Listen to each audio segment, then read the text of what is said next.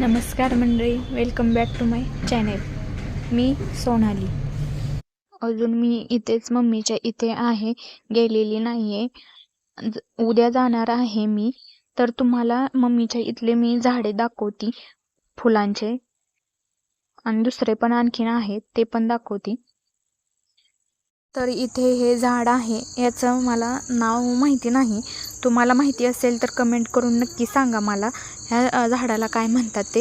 ह्याचं फूल अगदी बारीक असं नाजूकसं आहे, पण खूप छान वाटत आहे. लांबून पण बघायला खूप छान वाटतं हे फुलं ती वगैरे सगळी.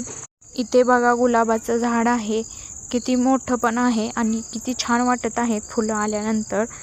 याचं फूल पण खूप छान आहे, छोटंसंच आहे पण खूप छान वाटतं. छोटंसं फूल असल्यामुळे डोक्यात पण लगेच लावता येतं. इथे बघा पांढरी जास्वंद आहे. मी जास्त करून लाल जास्वंद बघितलेली आहे सगळीकडे, पण आता मम्मीच्यात इथे पांढरी जास्वंद आहे. हिनं ही कांडी म्हणजे विकत आणली होती. त्याचं एवढं मोठं झाड झालेलं आहे आणि किती छान फुलं पण लागत आहेत बघा. अजून एक इथे लाजाळूचं झाड आहे. तुम्हाला तर माहितीच असेल लाजाळूचं झाड. हे म्हणजे जास्त असं उंच पण गेलेलं नाही, हे असं खालीच पसरलेलं आहे सगळीकडे आणि त्याला छोटंसं फूल पण लागलेलं आहे. मला माहिती नाही आहे लाजाळूचं झाड, म्हणजे मी पहिल्यांदाच बघितलं आहे, त्याच्यामुळे मला खूप छान वाटत आहे हे. तर इथे कढीपत्त्याचं झाड आहे. हे झाड सर्वांच्या घरी असायलाच हवे, कारण की भाजीसाठी कढीपत्त्याचा उपयोग होतो आणि भाजीला चवसुद्धा येते. त्याच्यामुळे हे छोटंसंच आहे, पण आम्ही कधी कधी इथूनच घेतो कढीपत्ता भाजीसाठी.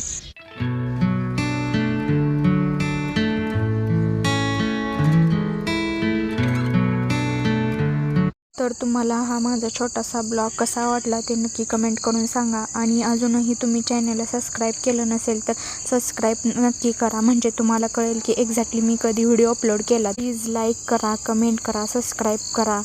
प्लीज माझ्या चॅनलला खूप सपोर्ट करा. धन्यवाद.